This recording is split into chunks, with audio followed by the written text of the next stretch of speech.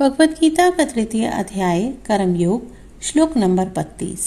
ये सच है कि ज्यादातर मनुष्य भगवान के उपदेश का पालन नहीं करते और उसमें दोष निकालने लग जाते हैं। भगवान कहते हैं कि मनुष्य पहले किसी सिद्धांत की निंदा करने लगते हैं उसे पूरी तरह जाने बिना, तो उसके अनुरूप जीवन यापन की तो संभावना ही नहीं रह जाती।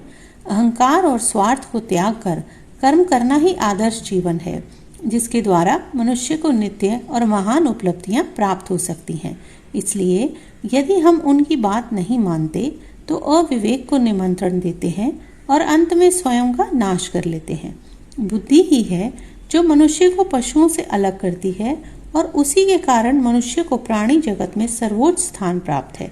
बुद्धि में स्थित विवेक ही सच और झूठ को पहचानने की क्षमता देता है, परंतु विवेक नष्ट हो जाने पर मनुष्य पशुओं की तरह मन की प्रवृत्तियों के अनुसार व्यवहार करने लगता है तथा मनुष्य जीवन के परम पुरुषार्थ को प्राप्त नहीं कर पाता और यही उसका विनाश है।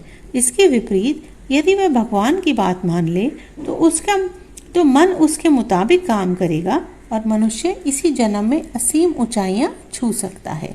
ऐसे श्लोकों को और जानने के लिए इस चैनल को फॉलो करें। धन्यवाद।